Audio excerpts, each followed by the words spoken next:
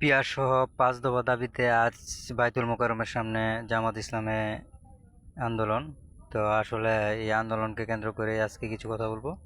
কথাটা হচ্ছে ইসলামী সব যেই দলগুলো আছে সব দল একত্রিতভাবে একটা আন্দোলন। এটা হচ্ছে পিয়ার পদ্ধতি ও ৫ দফা দাবিতে আরও কিছু দাবি আছে ওদের। তো আসলে এখানে এনসিপি প্রথম সমর্থনে ছিল, কিন্তু এনসিপি এখন আর এই সমর্থনে নাই। তার মানে কি বোঝা যাচ্ছে যে এনসিপি আরেকটা ভুলের দিকে অগ্রসর হচ্ছে।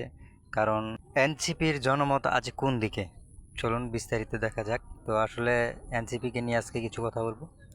কথাটা হচ্ছে গত এক সপ্তাহের ভিতরে এনসিপির এক সমন্বয়ক উত্তরায় চাঁদাবাজি করতে গিয়ে ধরা গেছে। দ্বিতীয় হচ্ছে আপনার এনসিপির এক নেত্রী, তিনি পদত্যাগ করছে। তৃতীয় হচ্ছে বিদেশের মাটিতে এনসিপির আজ কোনো অস্তিত্ব নাই। তার কারণ হচ্ছে সেখানে মাহফুজ আলম উপদেষ্টা, তাকে হত্যার চেষ্টা এবং তার উপরে হামলা চালানো হয়েছে। তো আসলে এই কারণ কি, এগুলো বুঝতে হবে।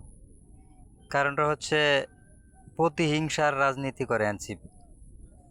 প্রতিহিংসার রাজনীতি করতে গিয়ে আজকে যে জায়গায় যাচ্ছে সেই জায়গায় তারা অপমান অপদস্থ হচ্ছে। তার কারণ হচ্ছে যেমন এতদিন সরকার পতন আন্দোলনে তারা অংশগ্রহণ করার পর তারা উপদেষ্টা পদে নাহিদ ও তার কিছু নেতাকর্মীরা যারা এই সরকার পতন আন্দোলনের অংশগ্রহণে ছিলেন, তারা খুব ভালো ভালো জায়গায় পদ গ্রহণ করছে।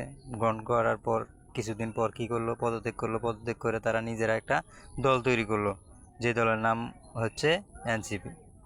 তো আসলে এনসিপির যেই দলটা গঠন করার আগে তাদের ভাবার দরকার ছিল যে আসলে দেশের পরিস্থিতি কোন জায়গায় আছে। এই আগে দেশটাকে ভালো একটা জায়গায় নিয়ে তারা একটা দল তৈরি করতে পারতো, কিন্তু তাদের তো আসলে ক্ষমতার লোভের কারণে আজ শেখ হাসিনার পতন হয়েছে। আর এই ক্ষমতার লোভের কারণে এনসিপি আজকে জায়গায় জায়গায় অপমানিত হচ্ছে আর অপদস্থ হচ্ছে। তার কারণ মূল দায়ী কে? এনসিপি নিজেই। কারণ তারাই অল্প দিনে চাচ্ছে প্রধানমন্ত্রী হতে, বা তারা অনেক বড় পর্যায়ে যাওয়ার চিন্তা ভাবনা করছে।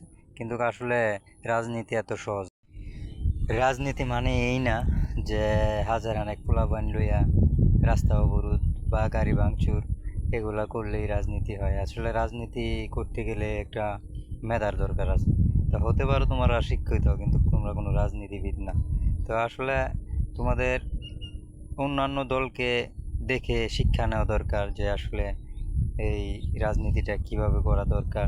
তো আসলে চাঁদাবাজ, জমি দখল এই ধরনের কোনো লোক যদি তোমাদের নেতাকর্মীদের মাঝে থেকে থাকে, তাহলে তোমাদের অবস্থা বিএনপির মতোই হবে। তোমাদের অবস্থা এরকম পর্যায়ে যাবে যেখানে তোমাদের বিরুদ্ধে আন্দোলন করবে সাধারণ জনগণ।